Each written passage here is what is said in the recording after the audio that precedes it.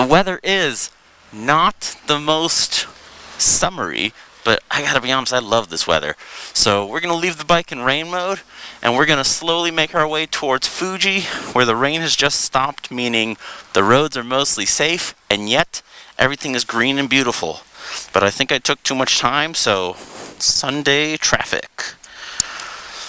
But let's hop on the bike, and we'll be right back. You meet the nicest people on a Honda. The thumbnail I made was, this is the better buy, the KTM and the Aprilia are the better bike, and I full-heartedly believe that. Especially if you're in the USA, you get a 90 horsepower and 90 torque KTM. The Aprilia and this in the US make the exact same power.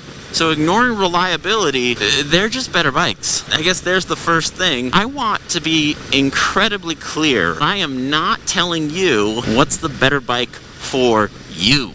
I'm telling you what the better bike was for me, for my reasons, for my life, and how I got here. I like the gray. Black looks cool. Both colors not sold in Japan, but I like white bikes. Safety, looks, so I probably would have gotten the white anyways. Also, if, like the USA, I had to get the 80 power bike, I don't actually go up to that 7,000 RPM point where you start to lose your power very often.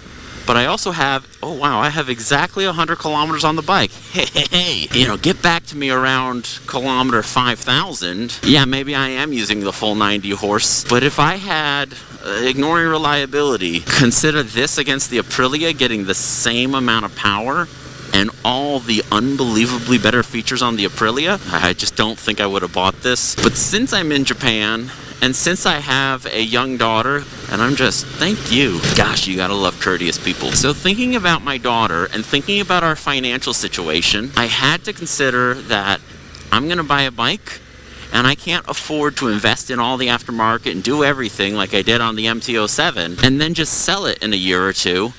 Like this bike, if it doesn't last to the end of paying off the loan, and then some, my daughter will be at the age where if I want to send her to a private school, I can't afford it because I bought another motorcycle.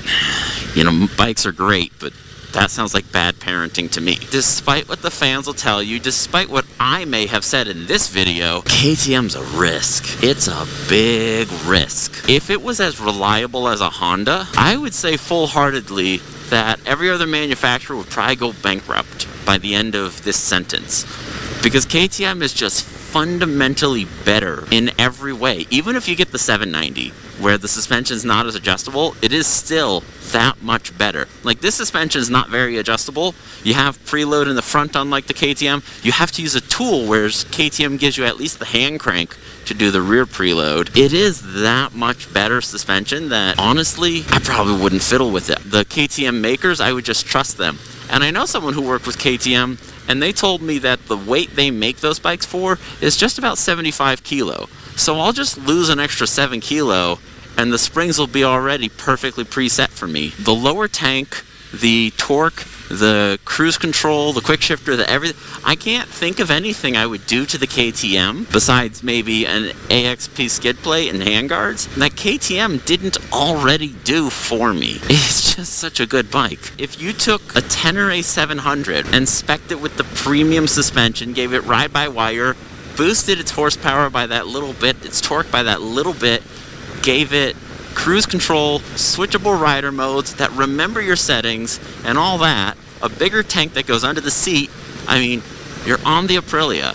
And one thing Aprilia does that Honda does but does wrong, the airbox is in front of the tank where airboxes normally are on sport bikes. Aprilia makes it easy to get to. Honda, it takes an extra 20-30 minutes. For me, 20 minutes. I checked the other day, I can get there 20-30 minutes. Having the airbox up here, there's less dust going in, there's less water going in, and you do get that little bit better performance because you have the air up front where it's hitting from the bike. And if you are riding alone or you're riding in front of the group, there's just so much less dust going into your air filter up there versus under the seat. Aprilia really is technically superior in every way. And so why didn't I get it?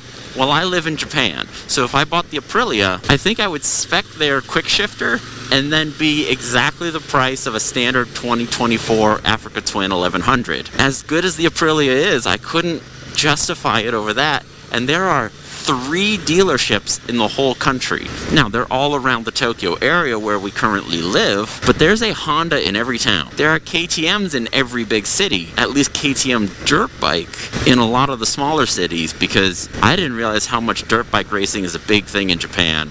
Maybe to my stupidity. But Aprilia, 2 of the dealers, when I checked, have no reviews.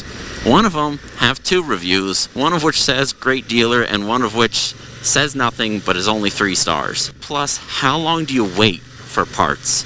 And not even to say it's going to be unreliable, just basic maintenance, getting basic parts. That all brings me to owning this Honda. There's something just genuinely wrong with the Honda, according to the professional reviewers.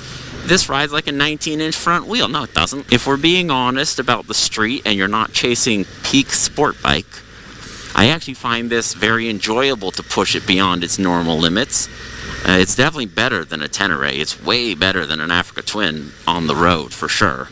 And I will take it off-road sometime soon, but for me, it's very good. And the compromise of how much better it handles the worst roads, the bumps, even staying on pavement. You know, my wife's from Nagano. We're out in Nagano all the time. Nagano does not have the road budget of Tokyo. And Nagano gets just as many earthquakes. So you will find roads that are, like, I actually hurt my spine. I don't know if it was my literal spinal cord, but, like, I had joint pain in my back one time after riding my MT in Nagano. I don't think I'm going to have that on this. Or any of the bikes I talked about. But I guess before I start praising this bike, I'll compare it to the 2 Japanese top contenders. You only get the standard Tenere in Japan. You can order parts from the others, but the Tenere Extreme, not coming. The World Raid, nope. The, what was that baby blue one? Doesn't matter because it's not here. You get a standard Tenere. You do get the new TFT. You do get the new one where you can choose front or rear or no ABS. Like Honda, it resets it every time you turn the key. And the MT engine is great. I did want more power. It's not to say it's a bad bike. If you're mostly off-road, you'd be silly to want more power. I don't like it on the street, and honestly, that's where most of my riding will be. I just don't like the Tenere. I think it looks the best in class after the V-Strom. I love the look of the V-Strom, and I am an absolute V-Strom fanboy. I'm not a traffic fanboy. This is obnoxious. And why didn't I get it?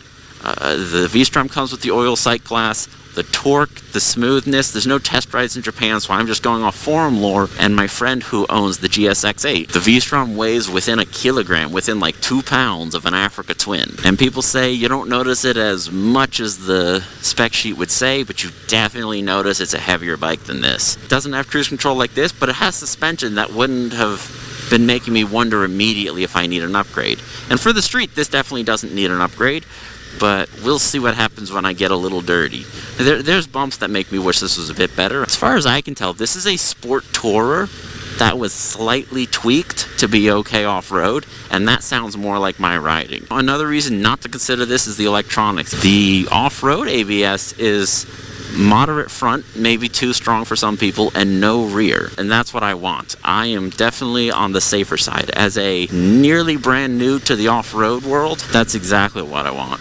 And for the street, I find that Honda figured out the modes very well. The quick shifter, very well. As a street bike, I have no technical complaints. The only maintenance complaint beyond the air filter is I like an oil sight glass. I really like an oil sight glass. It's not a deal breaker. So what makes this so great? A couple things. There's things that, even if we're comparing to Japanese makers, the reliability difference is I felt no heat from this bike. I rode it in the city at 35 degrees Celsius, which is, I believe, 95 Fahrenheit, stop and go traffic.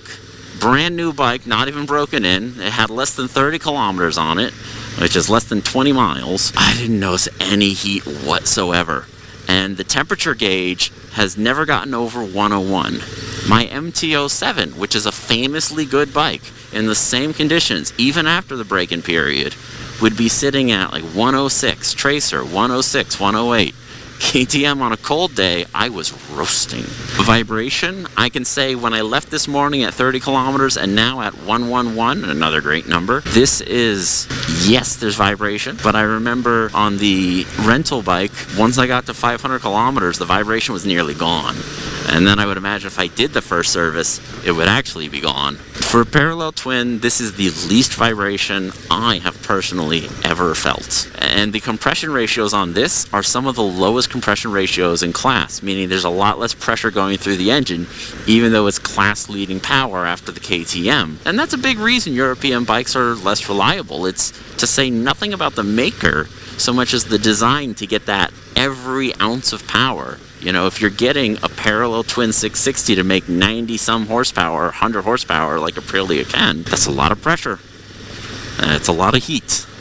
And it's got to go somewhere. Another thing that makes this such a cool-tempered bike and a smooth bike is the oil sump. This bike has more oil than a Tracer 900.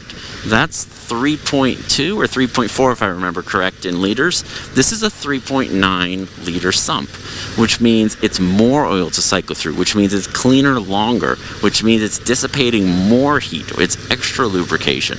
These are all things just to say that in 10 years, if I replace this bike, if I have 200,000 kilometers, 300,000 kilometers, I'm replacing it out of want, not out of need. The reliability gap between this and other Japanese makers, I've got to assume, is going to be quite impressive. I can't think of a reason this isn't going to last. I said it in the modifications video, but the modifications, if I'm keeping this bike, which financially I must, those are actually reasonable investments. Like, everything will have lost so much resale value after 10 years, after 200,000, 300,000 kilometers. This bike will have been worth it because, again, you have to think about, even if we're ignoring reliability gaps, how much do KTM parts cost over 10 years? Basic maintenance, how much are you going to spend versus Honda?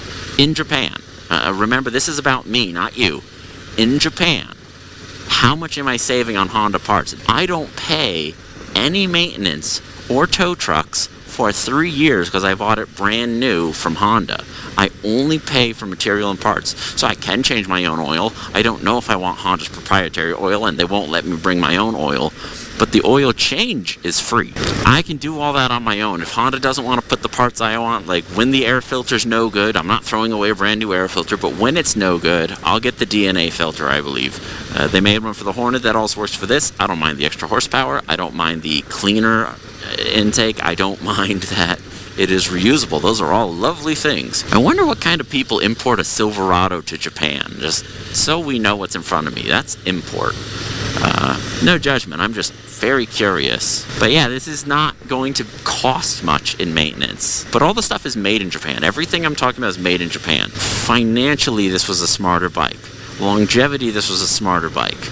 Ignoring that it doesn't remember your rider modes when you shut everything off, there's no sacrifices over the other bikes as far as I'm concerned, because the aftermarket in 2024 has caught up. You know, I complained about this enough times, but like, Honda thinks giving me a bike without tubeless, without good suspension, giving me a bike without all the features like cruise control, I'll buy an Africa Twin, which is pretty much worse in every way for my applications. No, I won't, Honda. I will just take my Japanese yen and send it to Canada for a cruise, somewhere in Europe for suspension. You're just not making my money. You're just losing money, Honda. I would have happily paid the Africa Twin price to have Africa Twin wheels, Africa Twin suspension, and Africa Twin cruise control. I wish you put it on the correct side, but I can figure it out. And the Japanese economy, with its amazing growth patterns, could definitely afford that. The European bikes are better designed bikes, but this is a better built bike.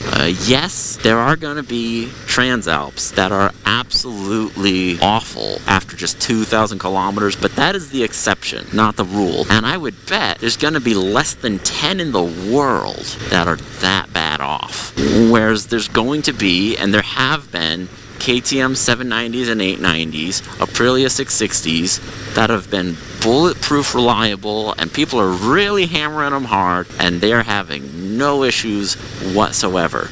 I know those people exist, but that is, again, the exception, not the standard. That's why I picked this bike.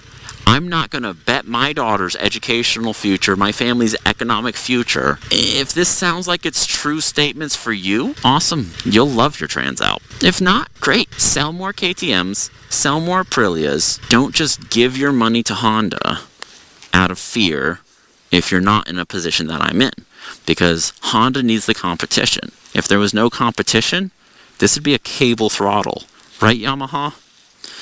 If there was no competition, we wouldn't have a quick shifter up and down. If there was no competition, hell, this might not even be adjustable without competition. Japanese makers are not the go-getters that are going to come up with this clever new thing when they don't have to. It's amazing what they will conservatively stick to because it's always worked. When no, it hasn't. It just has not. I'm going to live with this, and I'm going to be so happy every time I see a European bike going by because they're cool.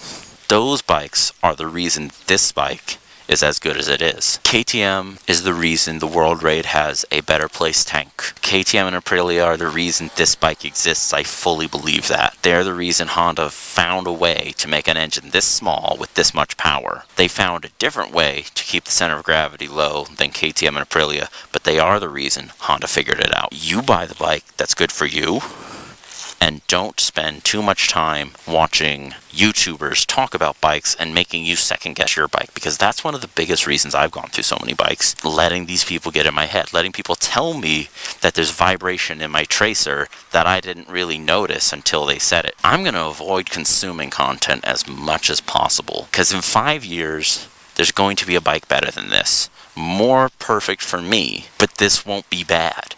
There's going to be, in 5 years, probably a Transalp Explorer, or whatever they call it. Will have tubeless naturally, will have cruise naturally, will have all the things that this should have had, will have a bolt-on frame, yet we forgive the Tenere for not having a bolt-on frame, and this bike will have nothing wrong. There will be nothing about this bike that is wrong for me, so why am I thinking about replacing it? The trick is don't. If there's nothing wrong with your bike, turn this video off.